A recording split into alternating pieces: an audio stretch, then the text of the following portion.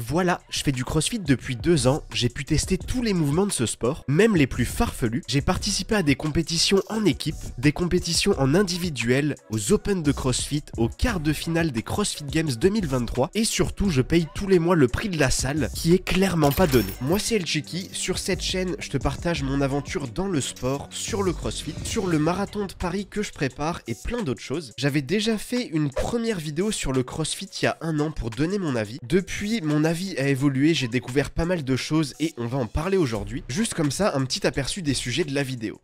Le tout premier sujet, ça va être les résultats physiques. Avant de démarrer le CrossFit, je faisais de la muscu et en commençant, j'avais clairement peur de tout perdre ce que j'avais gagné. Parce qu'en fait, dans ma tête, je m'imaginais que faire du CrossFit, c'était surtout faire du cardio. Et finalement, j'ai un physique maintenant au bout de 2 ans qui est bien meilleur qu'avant. En fait, dans les séances de CrossFit, tous les jours, il y a des exercices de force et de musculation. Donc j'ai gardé toute ma masse musculaire, voire j'en ai pris un peu plus. Et en plus, comme c'est un sport qui brûle énormément de calories, j'ai un petit peu séché, ce qui donne un résultat bien meilleur. Par contre, petit bémol pour les personnes très fines, si votre objectif c'est surtout de prendre de la masse musculaire, là je vous conseillerais plutôt de vous concentrer sur des exercices de force classiques, sur de la musculation, ça sera bien plus pratique et bien plus rapide pour remplir votre objectif. Mais par contre, peu importe vos bases, si vous avez envie de pratiquer du CrossFit tel quel, vous pouvez commencer, il n'y a pas de niveau particulier à avoir pour démarrer. Deuxième sujet, clairement, ça va être le prix pour faire du CrossFit. Ça, en fait, j'étais obligé dans cette vidéo d'en dédier une partie tellement le prix est élevé. Donc on va déjà parler rien que l'abonnement qui coûte entre 70 et 120 € par mois, ça dépend de vos salles.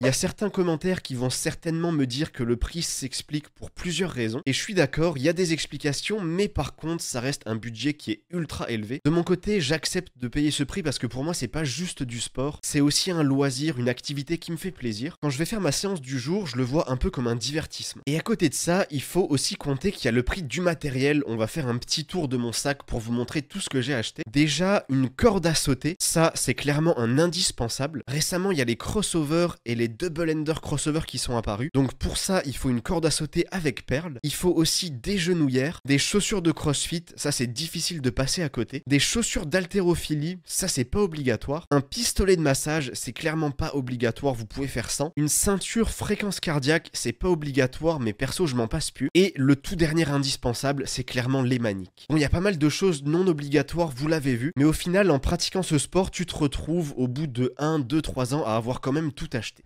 Un sujet aussi qui revient extrêmement souvent, c'est est-ce que les exercices de CrossFit sont dangereux? Donc pour cette partie, je suis obligé de commencer par parler des tractions, et plus précisément des tractions butterfly. Donc en fait, ça c'est un sujet dont les gens parlent tellement, j'ai l'impression qu'il n'y a que ça au CrossFit qui pourrait se résumer juste avec les tractions, alors qu'au final, on n'en fait pas si souvent. Donc je vais vous donner mon avis sur les tractions butterfly parce que je vois plein de choses dans tous les sens. Il n'y a pas forcément une science absolue. Donc pour moi déjà, c'est pas une version qui est plus simple par rapport à des tractions strictes. C'est une version qu'il faut vraiment voir comme un truc différent. Donc dans l'ordre, au CrossFit, comment ça se passe? Tu commences par apprendre les tractions strictes. Quand tu arrives à en enchaîner, tu vas passer sur les tractions keeping. Donc en soi, comme le mouvement est plus facile, tu pourrais te dire que c'est bizarre que ça soit la deuxième étape, mais en fait c'est un mouvement qui est dynamique et pour pouvoir le maîtriser, il faut absolument être à l'aise sur des tractions strictes. Et en tout dernier, quand tu arrives à enchaîner cette fois-ci une quinzaine, vingtaine de répétitions en keeping, tu peux seulement t'intéresser aux tractions butterfly. Donc ça c'est la version la plus rapide et la plus facile pour enchaîner des tractions, mais par contre pour les réussir, il faut vraiment avoir une base de force qui est assez énorme. Et honnêtement, si tu respectes cet ordre et ces conditions que je t'ai dit, il y a quasiment aucune chance de se blesser. Après, si tu veux aller trop vite et griller les étapes, une tendinite est très vite arrivée. Ensuite, la deuxième question, c'est pourquoi ces tractions existent. Encore une fois, il n'y a pas de science exacte, je vais vous donner mon avis, mais il y en a beaucoup qui se demandent, voilà, pourquoi on fait pas que des tractions strictes comme à l'armée par exemple. Donc mon avis là-dessus, c'est qu'en fait, c'est un mouvement qui teste pas uniquement la force, mais qui va tester plutôt le cardio, parce que dans ce type de traction, on met vraiment tout le corps en mouvement. Par exemple, il y a un circuit qui est très connu, c'est le Fran. Il y a 2 mouvements dynamiques, le premier c'est des thrusters à la barre, donc là on utilise tout le corps pour pousser la barre après son front squat. Un peu comme les tractions, le mouvement il a rien de strict, c'est complètement dynamique, et tu vas l'enchaîner à très grande vitesse avec directement des tractions butterfly. Et quand tu fais ce circuit par exemple, c'est pas de tester ta force sur des tractions, mais plutôt ta capacité à encaisser de la très haute intensité. Voilà, c'est un mouvement qui est très différent, c'est pour ça qu'on a toujours la précision à côté. On n'appelle pas ça juste des tractions. Nous, au CrossFit, on appelle ça des tractions butterfly, des tractions keeping ou des tractions strictes. Et par contre, à côté, un truc qui est vraiment très sympa au CrossFit, quand tu fais des tractions strictes, c'est des tractions qui sont vraiment strictes. Tu vois, c'est bras tendus, le menton qui passe bien au-dessus de la barre. Et au final, à part en compétition de street workout, il n'y en a pas beaucoup qui les font comme ça. Et pour conclure globalement sur la question, après avoir pratiqué ce sport pendant 2 ans, moi je trouve pas qu'il soit plus dangereux qu'un autre, mais par contre ça dépend évidemment beaucoup de vous et de comment vous allez être coaché pendant votre pratique du CrossFit.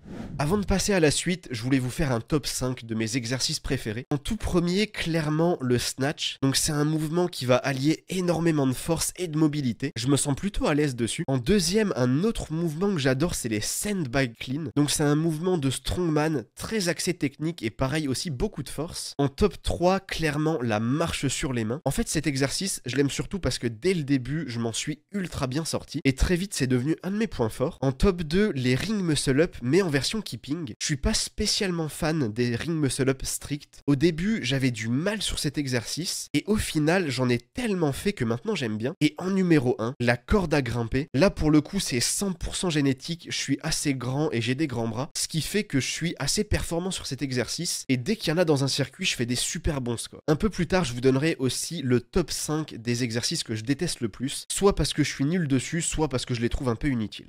Ensuite, on va parler aussi du format d'entraînement. Là, il y a vraiment 2 manières d'aborder ce sport. La première manière, ça va être la classique avec les cours collectifs qui durent en général 1 heure. Donc là, vous êtes encadré par un coach dans un groupe de 10 à 15 personnes. Il va vous préparer votre échauffement, votre circuit du jour et peut-être des petits étirements à la fin. Donc là, c'est la manière un petit peu santé, un petit peu sociale de faire du CrossFit. Ça permet de se motiver en groupe et de se faire des amis. Et à côté de ça, il y a une deuxième façon de s'entraîner, c'est celle que je pratique avec les gens autour de moi, mes amis, tout ça. Ça va être une façon qui vise d'être le plus performant possible dans ce sport. Donc là, tu vas plutôt t'entraîner soit en petit groupe, soit dans ton coin. Et tu vas faire des séances qui durent entre 1h30 et 2 heures. Parce qu'en fait, il faut avoir le temps de tout faire et c'est ultra long. Il y a de l'haltérophilie, du cardio, de la gymnastique, du strongman. Vraiment, des fois, les séances n'en finissent plus. Et en fait, j'ai l'impression que dans ce sport, il y a vraiment 2 manières de le pratiquer. Que le sport en lui-même, il est un petit peu perdu dans ses objectifs et la manière de faire le sport. Et au final, CrossFit lui-même a un petit peu le cul entre 2 chaises. Moi, dans la deuxième façon de pratiquer ce sport, je m'y retrouve vraiment. Ce que j'aime beaucoup, c'est tous les jours faire plein de choses variées. Par exemple, maintenant, j'arriverai plus à faire une séance entière où je fais que de la musculation. J'aime bien faire un petit peu de tout chaque jour. Ensuite, un autre sujet ultra important, c'est les compétitions de CrossFit. Après avoir pratiqué ce sport pendant des mois, voire des années, il y a un moment où vous allez franchir le cap et vous allez avoir envie de vous tester en compétition. Je l'ai déjà fait et j'en ai fait plusieurs vidéos sur la chaîne. Et à côté de ça, c'est surtout un bon moyen de se challenger et l'occasion aussi de passer soit une journée, soit un week-end tout entier assez sympa avec des personnes qui partagent la même passion que vous. Comme CrossFit, c'est une marque, pour ceux qui ne savaient pas, c'est pas une fédération comme il peut y avoir au football. Il y a personne qui gère globalement toutes les compétitions et c'est très indépendant. Chacun organise un peu de son côté à sa sauce. Alors c'est très positif d'un côté parce que dans le monde du fitness, le CrossFit c'est le sport qui est le plus développé en termes de compétition. Tu regardes en France, que ça soit en strongman, en musculation, en street workout, il y a personne qui peut se placer au niveau du CrossFit pour les compétitions. Et moi j'aime beaucoup parce que ça permet d'avoir plein de choses extrêmement variées. Et d'ailleurs n'hésitez pas à vous abonner parce que cette année il y a des petites compétitions qui sont prévues. Un autre sujet assez important qui est beaucoup revenu, c'est la marque CrossFit. Comme je vous l'ai dit juste avant, c'est pas un sport à part entière, c'est une marque qui est déposée. Et donc là, ça rejoint un petit peu le sujet précédent sur les compétitions parce que c'est en lien. Et pour être honnête, en faisant ce sport depuis 2 ans seulement, je suis certainement pas au courant de tout et de tous les enjeux. Ce que je peux vous dire, c'est que dans ma pratique quotidienne du CrossFit, j'oublie vite que c'est pas juste un sport, mais que c'est une marque. Et je crois pas que ça ait forcément un impact sur moi et ma pratique du sport. Pour les grands athlètes et les compétiteurs, je pense qu'ils auraient certainement plus de choses à vous dire. Mais sinon, au final, pour moi, je trouve que ça permet d'avoir des compétitions très sympas comme les CrossFit Games, les Rogue Invitational aussi. Et en fait, ces compétitions, elles sont tellement grandes, il y a tellement d'ampleur que je les vois pas juste comme une compétition, mais c'est clairement un spectacle. C'est sponsorisé par énormément de marques et moi, ça me hype beaucoup de regarder ça.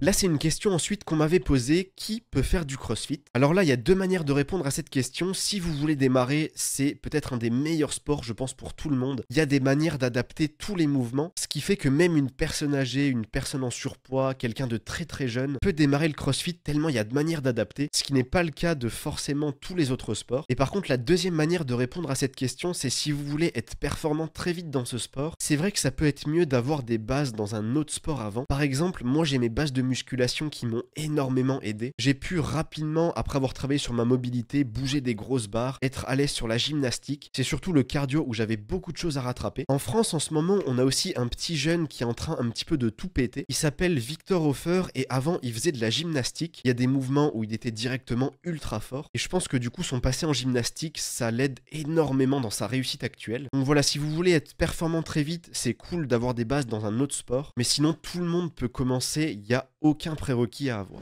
Bon, maintenant, une partie importante de la vidéo, mon top 5 des exercices que je déteste le plus dans ce sport. En tout premier, c'est le L-sit. Donc là, il n'y a pas forcément de raison, c'est juste que je suis nul sur cet exercice et c'est ultra frustrant. En top 4, il y a les pistol squats. En soi, c'est un exercice qui permet surtout de tester sa mobilité, mais comme beaucoup d'autres exercices, si votre génétique ne s'y prête pas trop, vous allez galérer sur le mouvement. Alors qu'à côté de ça, il y a d'autres personnes avec certaines prédispositions qui vont juste enchaîner les répétitions tellement vite et sans aucune difficulté. En top 3, les GHD sit-up. Alors cet exercice, il est assez intéressant. Pour le coup, je trouve qu'il travaille bien. Mais en fait, quand t'enchaînes les répétitions, moi, j'ai juste envie de vomir. En fait, j'ai un peu la nausée. Ce qui fait que pour tester le travail des abdos, il y a plein d'autres exercices que je préfère. En top 2, les barres pull-over. Alors là, pour le coup, cet exercice, c'est juste technique. Niveau force, il n'y a absolument rien à en tirer. Et le pire, c'est que dès que t'enchaînes plus de 3-4 répétitions, je peux te le dire, t'as directement la tête qui tourne, c'est horrible. Et en top 1, là, pour le coup, c'est juste personnel, c'est juste génétique, c'est les handstand push-up. C'est l'exercice sur lequel j'étais le plus nul en démarrant ce sport. Du coup, maintenant, je les travaille énormément, ça va de mieux en mieux. Mais en ayant des très grands bras, il y a des athlètes que je pourrais jamais concurrencer. Et en plus, quand j'en fais beaucoup trop parce que c'est mon point faible, ça m'est déjà arrivé d'avoir une petite inflammation à l'épaule parce que justement je voulais rattraper mon retard et j'en ai fait beaucoup trop.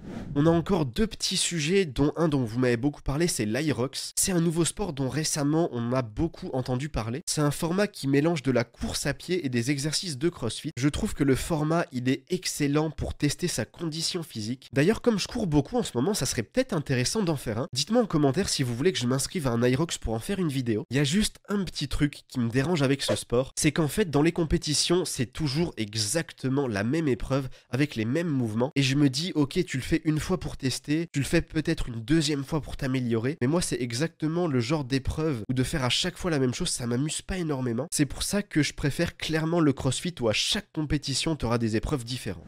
Et pour finir on va parler de la calisthénie, du street workout. À chaque fois il y a plein de personnes qui me disent est-ce que tu voudrais pas faire ce sport? Alors le sport je le trouve ultra intéressant avec des athlètes au top niveau qui sont tellement impressionnants. C'est un sport que je respecte beaucoup, mais les entraînements et le processus, en fait, ça m'attire vraiment pas plus que ça. Je trouve que c'est pas assez varié. C'est pour ça que je me suis plus orienté vers un sport comme le CrossFit et qu'en plus, à côté, je fais de la course à pied, de la natation et de temps en temps de l'escalade. Voilà, c'est la fin de la vidéo. Tu sais à peu près tout de mon avis. La vidéo, elle avait pas du tout pour but de faire la promotion de ce sport parce que comme dans tous les autres, il y a plein d'aspects négatifs, plein de choses qui pourraient être améliorées. En tout cas, de mon côté, je prends énormément de plaisir à le pratiquer et à progresser. Et voilà, n'hésite pas à me donner ton avis en commentaire.